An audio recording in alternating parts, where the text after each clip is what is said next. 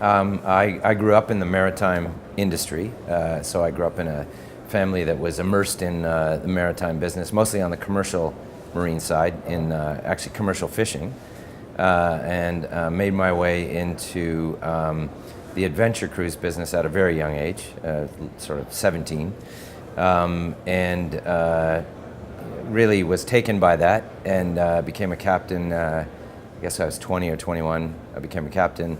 Became a ship owner a few years later, almost by accident, and I was on an academic track for maritime studies.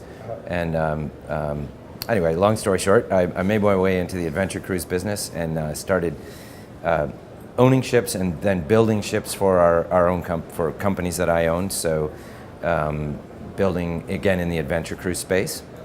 Over time got in the shore excursion business as a provider to the cruise industry, and built up one of Canada's largest yacht charter businesses, and then eventually made my way into consulting for private equity and banks on the maritime side, and especially in cruise. That led to being a partner at an investment bank in Toronto, a boutique investment bank, and ultimately that led to this project about 5.5 years ago. Well, I think everybody in the cruise industry should be excited because you spend your day worrying about how to give people a good time. I mean, there are a lot worse things to do than that.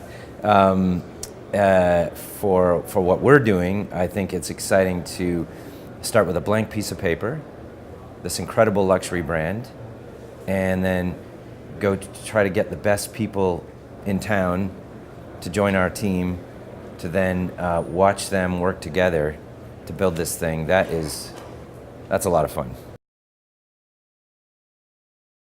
It's, the amount of time, effort, and money that Seatrade saves everybody, I think, in this business, just because it's that social and business engagement. I mean, I think our company has over 200 appointments here over these 3 days between all the departments. I mean, that's, to replace that would be very difficult to do. Yeah, so it's key, it's essential. I think if you're interested enough to do it, get in. I mean, there's lots of opportunity, and if their first effort fails, it could be they're trying on the wrong door. Could be. I think that like all businesses, some people fit some places and don't fit other places. There are. I had a great meeting with a prominent consultant in the cruise business last night about his story into this business. Fantastic. It's a guy you know, and I just think it's one of those businesses where if it turns your light on, then dive in. Right. Yeah. I mean, I think that. The thing that is really, again, the thing that's really amazing about this, and we heard it yesterday in the both opening keynotes, is that it doesn't matter which segment of the population you're addressing in cruise, it's about the guest. Right. And we all spend our lives as guests in one form or another, and so getting to translate that into reality for our customers is I think the thing that is the most exciting about this business. And certainly we have a lot of fun trying to imagine our guest experience and create that product together. I